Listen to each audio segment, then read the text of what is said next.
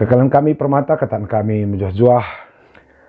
Kekalian Tuhan, lahirnya persekutuan permata bas GBKP itu betul-betul anugerah dari Tuhan yang sangat luar biasa. Karena permata adalah cara Tuhan melengkapi gereja GBKP. Aku kuidah permata bukan hanya hari ini pentingnya, tapi nenek hari penting kalau ingat subah 12 murid Yesus itu permata. Nabi-nabi buen permata. Singerina Yesus sendiri permata, luar biasa ya. Jadi di mata Tuhan orang muda itu adalah penting. Bukan karena mereka tahu segalanya dan mereka pintar, bukan. Tapi Tuhan pasti melihat ada potensi luar biasa dalam diri pemuda, kalaupun mungkin secara pengalaman dan umur masih terbatas. Tapi daya dobraknya, daya juangnya, keinginannya untuk mengupayakan sesuatu, mendobrak sesuatu, itu orang muda ini memiliki keistimewaan. Beda ras kami, singgung betua kadang-kadang mungkin karena faktor usia, kesehatan, ya hal-hal yang berbentuk mendobrak atau butuh tantangan baru secara fisik dan mental, mungkin tidak sekuat dan tidak seagresif permata. Jadi itu modal. Keterbatasan itu di tangan Tuhan tidak masalah. Karena Tuhan akan bekerja melalui pemuda yang kita sebut itu masih terbatas dan muda, tapi potensi itu akan menjadi berlipat ganda di tangan Tuhan. Jadi mungkin perlu disadari bahwa dunia tempat kita dipanggil oleh Allah ini adalah dunia yang penuh dengan tantangan, melala persoalan, melala hambatan. Maka di bagai buena hambatan dan tantangan, lalu kenapa pemuda yang masih muda itu dipanggil oleh Tuhan? Ini jadi rahasia besar. Mari kita akan membaca satu teks dalam Alkitab bagaimana Tuhan memanggil orang yang penuh keterbatasan dan dipakai oleh Tuhan dalam tangannya menjadi sesuatu yang luar biasa dan begitu bermanfaat bagi manusia. Mari si perhatikan pustakata kitab Keluaran bindu telu ayat 10. Ibas sadawari Musa inggo makan biri-biri, berubah sekali pola kehidupan Musa dari sebelumnya ya. Sebelumnya dia anak raja melarikan diri lalu makan biri-biri. Sahabatnya pun bukan manusia lagi tapi hewan. Sangat igrana suasunang ngepak di gurun pasir seh ia kubasada delang Sinai delang sibadia. Dia belum kenal delang ini. Karena delang Sinai itu nanti akan diperkenalkan kepada Musa nanti setelah dia membawa bangsa Israel keluar dari Mesir dan berada di tengah padang gurun. Jadi adikku nenda teksenda dalam kesendirian dan keterbuangan Musa selama bertahun-tahun, Tuhan itu ternyata tetap mengingat Musa. Bahkan dalam kesendiriannya bekerja, Tuhan pun menuntun si Musa menuju hadiratnya yang kudus di Gunung Sinai. Luar biasa ya. Luar biasa. Kenapa? Karena Tuhan itu tidak melupakan Musa, kalaupun dunia mungkin sudah melupakan Musa. Tuhan tetap memperhitungkan Musa, kalaupun Musa mungkin sudah tidak memperhitungkan dirinya karena dia minder, buranan politik dan sebagainya. Jemput di bata Musa, ku tempat persembunyian dan keterpurukannya. Ini terjadi di luar kesadaran Musa. Adik aku ku tangkap pesan jendela luar biasa. Situasi terburuk apapun dan tempat sejauh apapun tidak akan pernah bisa membatasi kasih Tuhan kepada orang-orang yang sudah dia pilih dan dia persiapkan menjadi sahabatnya membawa kebaikan bagi dunia. Maka manbanu anak-anak kami. Apapun kata dunia, apakah kamu terlalu muda, kurang pintar, kurang hebat, pernah punya masa lalu, minder, punya kekurangan, tidak disukai orang dan sebagainya. Dan itu sah-sah saja secara manusia. Tapi mari kita lihat teks ini. Tuhan kalau dia sudah memilih kita, ketika dia mencintai kamu, maka situasi apapun terburuk yang pernah kamu alami dalam kehidupan, itu tidak pernah menghentikan rencana baik Tuhan melalui diri kita. Oke. Di Gunung Sibadiadai, di Delang Sinai, ije tridah malaikat Tuhan bagi gara api man Musa, di tengah rambah duri, menyala ya. Tapi lalap lemesang, begitulah informasi. Ini catatan kecil saja ya, ternyata dulu pun sudah ada hologram versi di Bata dalam perjanjian lama. Ada di situ hadir malaikat Tuhan dalam bentuk api, tapi dia tidak masuk. Ini kan jenis hologram versi perjanjian lama. Tadi situna dunia-dunia hologram, dunia IT enda bukan barang baru ini, sudah cukup lama ini diperagakan oleh Tuhan sebelum manusia menemukan perangkat-perangkat keren ini. Mungkin ini karya tadi bata tadi pesan membantah bahwa kita perlu juga peka terhadap kehadiran Allah melalui berbagai cara, melalui berbagai media, melalui berbagai situasi, melalui alam apapun, gejala-gejala apapun, jangan-jangan Tuhan bisa bekerja melalui apapun. Maka mama ngate Musa ni na basukurna, kan maka gare lah masang-masang tena, ku perdetekan lah. Ini pun bagus juga ya. Musa ini adalah pribadi yang sangat megermat dan metengat. Dia selalu memiliki keinginan tahun yang cukup besar. Dia mau belajar kalaupun dia sedang terpuruk dan sendiri, tapi kemauan belajarnya tinggi. Mungkin ini perlu catat dulu anak-anak kami ya. Kemauan belajar itu perlu selalu kita pupuk kalaupun situasi-situasi yang tidak memungkinkan. Dan inilah yang ditunjukkan oleh teks ini bahwa Musa itu adalah orang yang metengat, megermat, mau belajar padahal dia sedang terpuruk. Begitulah kira-kira salah satu karakter atau ciri-ciri orang yang akan membawa kebaikan bagi orang lain. Jadi dia tidak hanya belajar ketika situasi enak, dia tidak hanya belajar ketika kondusif dan sebagainya, bahkan ketika situasi tidak memungkinkan, ketika nuansa tak enak pun dia masih mau belajar. Dari Musa ingat tak, dia mau mengobservasi ya, dia mau meneliti apa ini. Kan saya dah Tuhan maka Musa ngora deher na kubasingannya, maka ngerana Tuhan. Itengah rambah duri nari nina Musa, Musa. Langsung dipanggil dengan namanya ya. Keren juga ini. Aku senang sekali teks ini karena Allah memanggil Musa dengan nama langsung, nama pribadinya. Secara kejiwaan ini obat loh. Karena Musa ini sudah gua gelarna, gua iya baikan. Mungkin gua masap gelarna ibas bangsa Mesir. Dan di kalangan bangsanya sendiri dia tidak dikenal. Lo naibo mungkin lana ingat kalak pe gelar Musa gelah ya. Mungkin orang tua na pengomate dan tidak ada rekam jejak menunjukkan di mana Musa. Jangan-jangan dia nggak bagi belolar tangke. Dan teks ini menunjukkan satu yang istimewa. Tuhan memanggil nama Musa, Musa, Musa. Luar biasa yang tadi Tuhan tetap anakna ijab pe. Nggak pe abaikan jelma, nggak pe masapkan jelma bas pusuh. Gue hacapkan jelma dalam catatan sejarah atau historis di Tuhan. Nama anak-anaknya tidak pernah dihapuskan. Jadi di mata Tuhan, Musa bukanlah orang terbuang. Kalaupun mungkin menurut Musa dia terbuang atau menurut orang lain. Keren Tuhan kita ya, anak-anakku. Ini berita anugerah bagi kita. Tuhan tidak pernah melupakan kamu. Tuhan tidak pernah mengabaikan kamu. Sejauh apapun kamu terpuruk, bersembunyi di seujung dunia, dimanapun. Malik lagu tak salah sada. Kujabaci aku nangki, kujabaci aku laos. Belah terligan bas mataan du Tuhan. Tapi japa pe aku tepat du karena Tuhan mengenal aku dan mengenal jiwa aku lebih dari kemampuanku mengenal diriku sendiri. Maka lebuh Tuhan gelar Musa itu adalah satu gerbang masuk dalam persahabatan. Menyebut nama bahwa aku mengenal engkau dalam persembunyianmu. Engkau tetap berharga bagiku. Kau kaenda pe relajar kari kita teman-teman, adik-adikku. PR kita nomor 1 adalah buatlah sahabat du berharga kembali, bermartabat kembali. Jangan hapus mereka dari muka bumi ini. Kalaupun situasi atau dunia menghapus mereka. Sebagai seorang yang dipanggil oleh Tuhan, pekerjaan kita adalah memartabatkan mereka. Makanya Tuhan memanggil nama Musa. Oh Musa, oh Musa. Jangan-jangan sudah puluhan tahun Musa tidak mendengar namanya disebut. Itu kan lagu Nikita juga ya. Nikita juga mengungkapkan itu bahwa menyebut nama itu adalah simbol kedekatan. Melik lagu nabaga ya. Di doa ibuku, namaku disebut.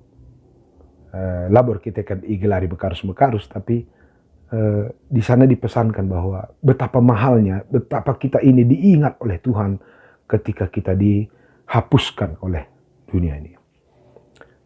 Oke, dari di Musa rambah durindai, ida dibata nina, oh Musa, ulah dahari duku zenda, tangtangi selop du, sebab kampak sana tedis di tanah si Badia. Keren ya. Tuhan menuntun Musa menuju tempat kudus. Padahal Musa sendiri nggak ngerti.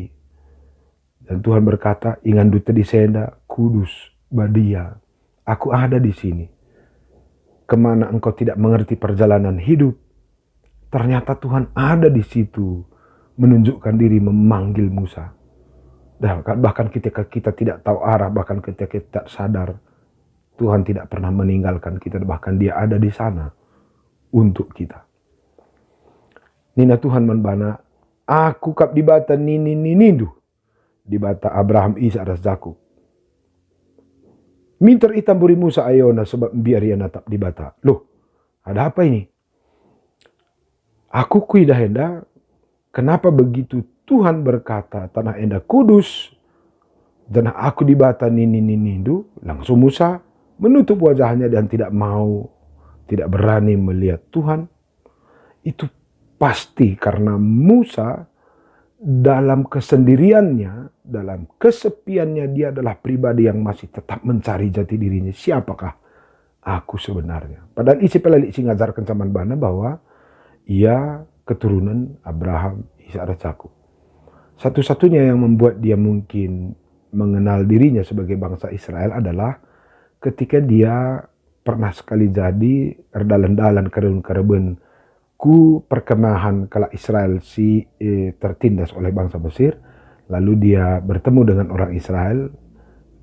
Di menurut film The Prince of Egypt, Musa itu sempat mendengar salah satu nyanyian yang langsung terngiang di kupingnya dan melekat mendalam bas dirina.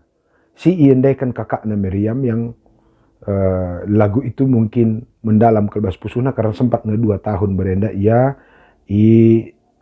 pebelin-belin nandaina izagai turangna, dan lagu itu membekas di dalam, dan ketika dinyanyikan turangnya setelah cukup panjang, dia sadar, kenapa lagu ini terasa begitu kental bagiku.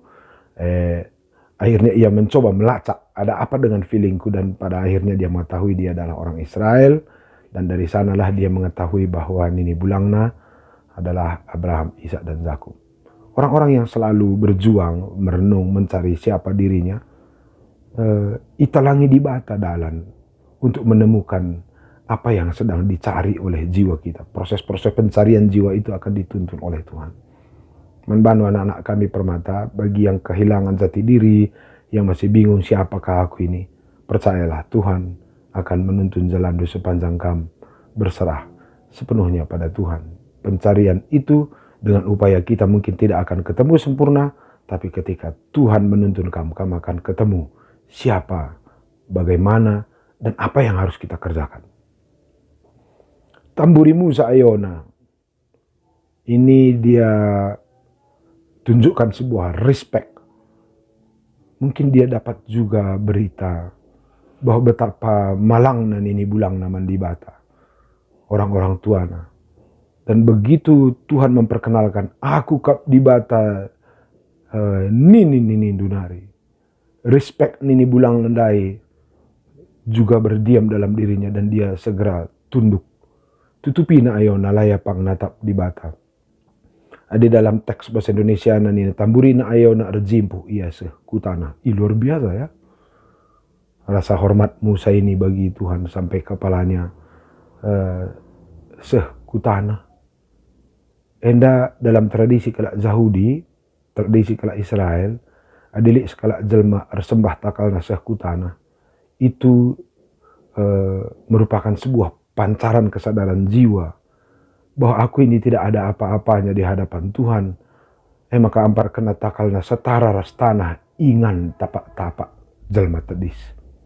Dia menghormati Tuhan sedemikian rupa. Tuhan, aku tidak ada apa-apanya, berbicaralah kepadaku.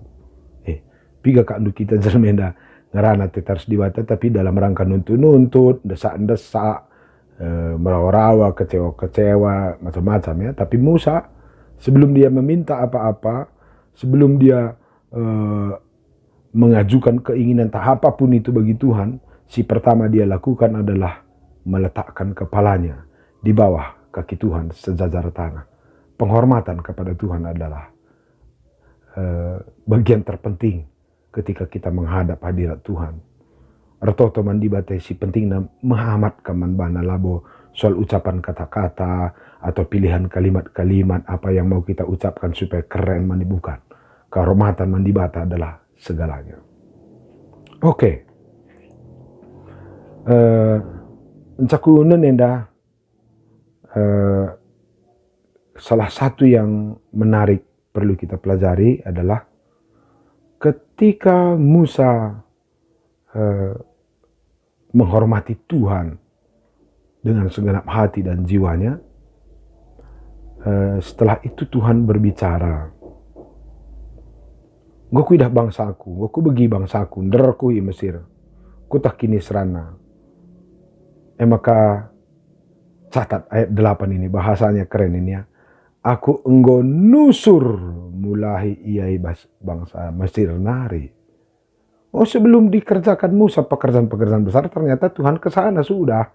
Gue leben ya kujah, labo Musa kari leben ku Mesire, surupai dan sebagainya. Ya, Tuhan sudah duluan ke sana. Sama seperti ketika Tuhan Yesus bangkit dari kematian, rehajar-hajar ku kuburan, jumpa yars malaikat, nina malaikat manbana, "To, berkat kamku Galilea, jenari kari start misienda." Dan ingat, ngokam timai Tuhan jah, katanya. Kita disuruh berangkat dari Galilea seolah-olah kita yang akan memulai pekerjaan besar, tapi ternyata bukan. Tuhan sudah ada di sana, sama seperti Musa. "Enggo aku nusur leben sebelum engkau berangkat ke sana."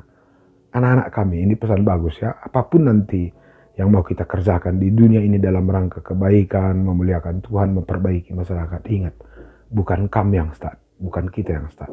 Sudah ada Tuhan di sana bekerja. Dia memanggil kamu untuk terlibat dalam pekerjaannya. Dan bukan kita yang merintis, tapi Tuhan sudah lebih dulu bekerja sebelum kita ada di sana. Maka kuidahenda, ada rencana baik Tuhan bagi bangsanya, ada juga rencana baik Tuhan bagi Musa. Mari si perdiatekan enda, ada efek ganda dalam pemanggilan Tuhan. Pertama pemilihan Tuhan atas Musa itu bukan karena Musa mantap. Tapi pemilihan Tuhan Musa itu semacam pemulihan kesadaran Musa bahwa dia adalah orang yang disayangi Tuhan. Dicintai oleh Tuhan, kalaupun mungkin dunia tidak menyayangi atau dunia menolak. Jadi pemanggilan Musa bertentangan mindset manusia secara umum, bertentangan dengan mindset Musa sendiri, karena menurut dia nggak akan mungkin lagi atau tidak akan mungkin menjadi orang yang memimpin bangsa Israel keluar dari Mesir atau melakukan pekerjaan-pekerjaan besar gitu ya. Tapi Tuhan justru memakai dia. Adikku perdiatekan enda, pemanggilan Musa adalah pemulihan dari Allah terhadap status kehidupan Musa. Tuhan mengembalikan jati dirinya sebagai manusia yang dicintai oleh Tuhan. Tuhan mengembalikan kesadaran Musa bahwa dia itu mahal dan berharga di mata Tuhan. Jadi di dilo dibatakan pagi aku, anak-anak kami permata, untuk pekerjaan-pekerjaan pelayanan atau pekerjaan kemanusiaan, si pertama jadi perlu si catat. Bukan karena kita yang terbaik, tapi karena Tuhan ingin menyadarkan kita bahwa kita ini mahal di matanya, maka libatkanlah kita kalaupun kita punya kekurangan dan keterbatasan.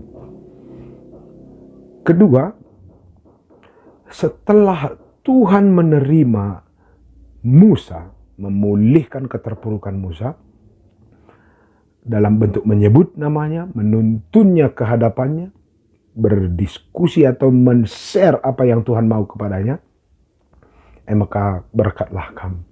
Goku begi, perdarku bangsaku. Coba lihat urutan ini.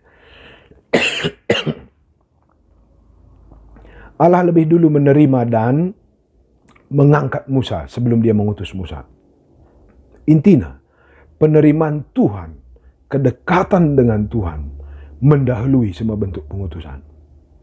Penerimaan Allah mengubah persepsi Musa tentang makna kehidupannya. Penerimaan Allah mengubah semua persepsi Musa tentang tugasnya dalam kehidupan. Luar biasa ya. Jadi bukan kita yang mencari-cari kerja dulu, baru nanti mudah-mudahan Tuhan mencintai, menyayangi aku karena aku melakukan pekerjaan baik. Bukan itu ajaran kita. Tuhan yang kamu sembah, bukan Allah yang meminta kamu berbuat baik dulu, lalu nanti dia akan mencintai kamu setelah dia melakukan fit and proper test. Tapi penerimaan mendahului semua perubahan kehidupan. Maka dilik kari dahi-dahinta, ibas masyarakat, ibas keluarga dan gereja, ingat, penting kalian. Rasa sayang, penerimaan, pemartabatanlah modal bagi setiap orang untuk berangkat melakukan pekerjaan-pekerjaan besar, pekerjaan-pekerjaan baik. Ingat diberi Samaria, diberi perlua-lua, ketangkap basah, lalu dibawa orang untuk dilempari dengan batu. Mencenina Yesus isi kamlar dosa lebih menterza. Lalu ketika tidak ada orang melempar, muncul kalimat Tuhan Yesus mendiberundai. Lalu si menterkam bibi, lang Tuhan, rahnina Yesus, aku pelakam ku hukum, maka berkatlah. Ulanai bahan silangan tadi Batak. Coba lihat urutan kalimat ini ya. Lakam ku hukum, maka berkatlah. Kita kan kadang-kadang berbeda ya. Ulanai bandu sila beres, gelahola kam ku hukum. Ulanai bandu si mejin-mejin, gelahola kam ku tere, ninta. Adi Tuhan beda. Lakam ku hukum, berangkatlah. Kenapa? Penerimaan dan pengampunan adalah kekuatan bagi manusia untuk berangkat melakukan apa yang dikehendaki oleh Allah. Itu yang dikerjakan Tuhan kepada Musa. Dia menerima Musa, menyebut nama Musa, mencintai Musa, dan penerimaan dan cinta Tuhan inilah yang akhirnya menjadi modal pengutusan bagi Musa. Jadi labo, kusuruh kam lebe, mantap kari bandu, asal mantap kari bandu, kualokan kam pagi, jadi Musa. Bukan. Kualokan kam naku, kelang teku kam, aku mengenal engkau, maka berangkatlah bebaskan bangsaku. Keren ini ya. Anak-anakku permata GBKP. Kita ini, kam adalah generasi penerus gereja, bangsa, negara dan keluarga. Kekuatan Musa bukan karena dia orang hebat, tapi kekuatan Musa lahir dari kasih sayang Allah, penerimaan Tuhan, pengampunan Tuhan, pemartabatan dari Tuhan. Itulah modal Musa. Jadi hebat Tuhan, di lona jelma-jelma terbatas. Lalu kari keterbatasan Musa itu kan menjadi surprise bagi Musa karena secara umum gak mungkin itu lulus seleksi dalam mata manusia ya. Tapi kenapa begitu? Supaya Musa lebih dulu merasakan dirinya yang terbatas itu tetap dicintai dan dipakai oleh Tuhan. Lalu bagai karilit gegar kengasupan Musa untuk tetap juga mencintai dan menerima keterbatasan orang lain.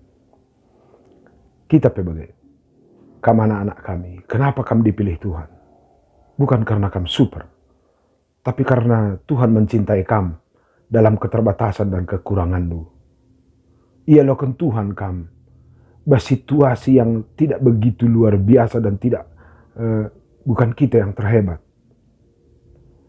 Diterima Tuhan kam apapun masa lalumu. Diterima Tuhan kam apapun kata dunia yang membuat kita terpuruk. Tapi itu sekaligus jadi modal dulu anak-anak kami. Supaya kamu pun nanti mampu menerima orang-orang terpuruk, orang-orang yang tidak terperhitungkan dan sebagainya. Bukankah itu yang kacau sekarang di negara kita?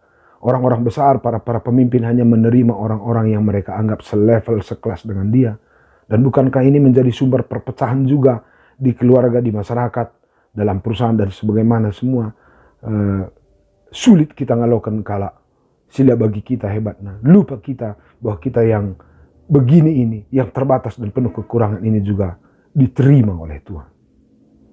Perubahan hidup dimulai dari proses penerimaan dan proses pemartabatan sesama. Anak kami Permata GBKP adalah calon pemimpin di masa depan, baik negara dan gereja kita.